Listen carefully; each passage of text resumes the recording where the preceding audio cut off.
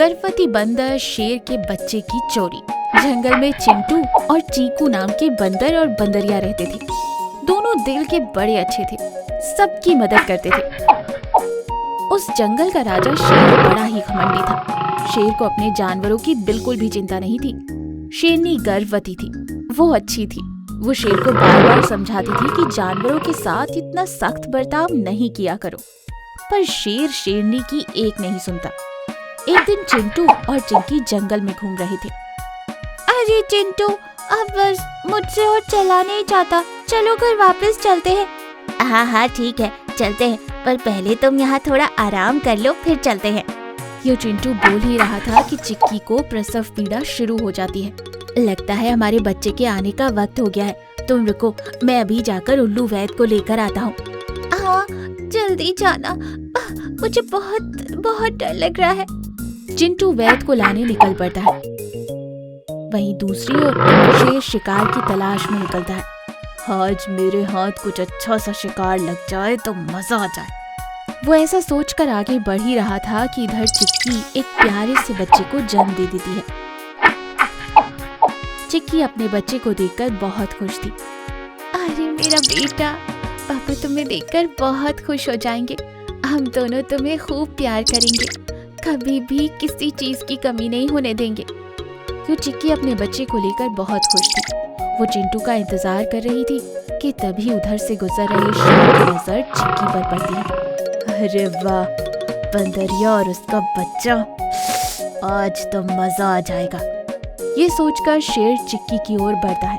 शेर को देखकर चिक्की डर जाती है। अभी अभी उसने बच्चे को जन्म दिया था, जिसके कारण वो भाग नहीं पा रही थी। महाराज, हम पर रहम कीजिए, हमें छोड़ दीजिए, मेरे बच्चा अभी अभी इस दुनिया में आया है। पर शेर बड़ा ही बेरहम था। उसे चिक्की और उसके बच्चे पर बिल्कुल भी रहम नहीं आया और वो उस पर हमला कर देता।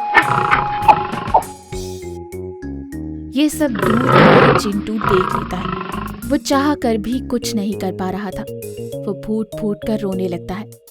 चिक्की, मुझे माफ कर दे, मैं चाह कर भी तुझे और अपने बच्चे को बचा नहीं पाया। मैं ना तो एक अच्छा पति हूँ और ना ही एक अच्छा बाप। चिंटू फूट फूट कर रोने लगता है। वहीं दूसरी ओर शेरनी एक प्यारे से बच्चे को जन्म देती है, जिसे देख शेर और शेरनी बहुत खुश होते हैं। शेर अपने बच्चे के जन्म पर जानवरों को दावत देता है। जंगल में खुशी का माहौल था। सारे जानवर शेर और शेरनी को बधाई देकर अपने अपने घर चले जाते हैं। अगले दिन सुबह शेरनी चिल्लाते हुए गुफा से बाहर आती है। महाराज, हमारे बच्चे को किसी ने चुरा लिया है। हाय मेरा बच्चा। ये क्या तुम पागल हो गई हो? हमारे बच्चे को कौन चुरा सकता है? किसी में इतनी हिम्मत नहीं, ढूंढो, यहीं कहीं होगा। नहीं महाराज, मैंने सारी जगह ढूंढ ली, पर हमारा बच्चा कहीं नहीं है। शेर गुस्से से दहाड़ मारते हुए बच्चे को ढूंढने लगा। शेर रास्ते में दिखने वाले हर जानवर से अपने बच्चे के बारे में पूछता है। हरियो लोमड़ी, क्या तूने मेरे बच्चे को कहीं देखा? वो सुबह से नजर नहीं आ रहा। क्या तुझे किसी पर शक है? नहीं महाराज, मैंने तो आपके बच्चे को कहीं नहीं देखा और ना ही किसी पर मुझे शक है। वैसे भी किसकी इतनी मजाल जो आपके बच्चे को चुराए। मुझे तो लगता है किसी खूंखार जानवर ने उसका शिकार कर लिया है। ये सुनकर शेर और भी घबरा जाता है और फूट फूट कर रोने लगता है। नहीं, ऐसा नहीं हो सकता। शेर टूट सा गया था कि तभी वहां शेरनी और बाकी जानवर आते हैं। क्यों नहीं हो सकता? आपने न जाने कितने मासूम बच्चों का शिकार किया है, कितनी माओं की गोद उजाड़ दी है। आपके किए की सजा भगवान ने मुझे और मेरे बच्चे को दी है। मुझे मेरा बच्चा चाहिए, वरना मैं आपको कभी माफ नहीं करूंगी। ये कहकर शेरनी फूट फूट कर रोने लगती है। शेर को अपनी गलती का एहसास होता है। वो भी बुरी तरह से रो रहा था कि तभी वहां चिंटू शेर के बच्चे को लेकर आता है।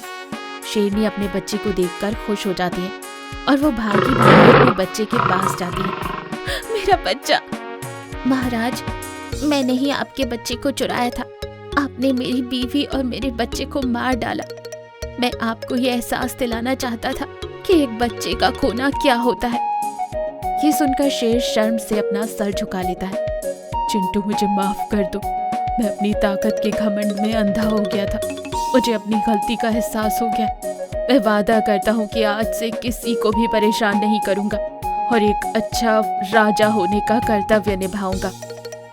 उस दिन से शेर अपनी गलती को मानकर एक अच्छा राजा होने का कर्तव्य निभाता है और जंगल में फिर से खुशियां छा जाती हैं।